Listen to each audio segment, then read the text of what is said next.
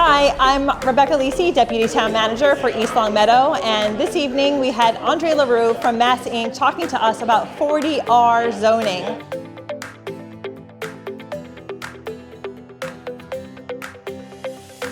So the main goal of tonight's event was to learn a bit more about 40R and get the facts straight so that our community is more informed next time we come together and start building out the bylaw for the Centertown District.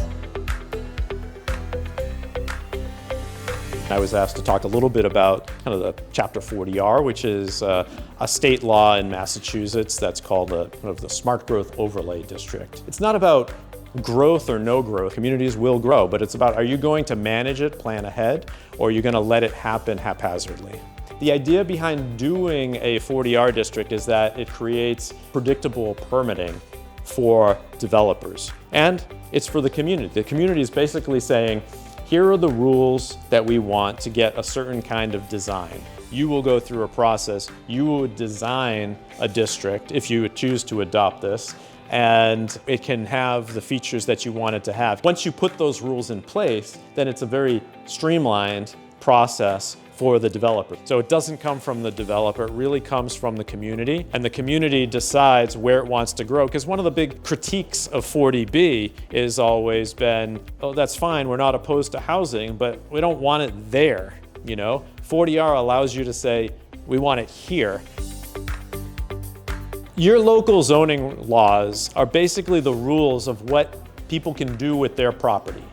And so if they can't do much with their property, they can only put a single family home for every acre on it, it has a certain value. If you change the zoning rules and you allow more development in those properties, there's more value you're creating. That's why you get more property taxes, because it's a more valuable property, you can build more homes. And if there are vacant properties that haven't moved in a long time, if you, what's called upzone them, so you can do more with those properties, they're gonna become more valuable and they may get more interest from developers or investors. If you want services and you don't want your property taxes going up, it behooves you to figure out where in your community you want to have some density. You're getting more property taxes in like the center of town, and you have more resources to conserve key parcels of green space in other parts of the town. There are certain pieces of the state law that are required, like there's kind of an affordability component so that you have a mix of incomes. If you're trying to create homes that, you know, your kids or your teachers, your firefighters can live in, then you might want to try doing some different kinds of things, and maybe a 40R is not bad because you have to have the 20%. There's also an incentive payment to it. When you adopt this, depending on the amount of growth or additional units that could be built in this new zoning, the state pays the town a certain amount of money. These are the different densities that you can choose for different kinds of districts. Obviously, it doesn't have to look the same in every community. There's no details to the proposal because this is a process that the community does to design it.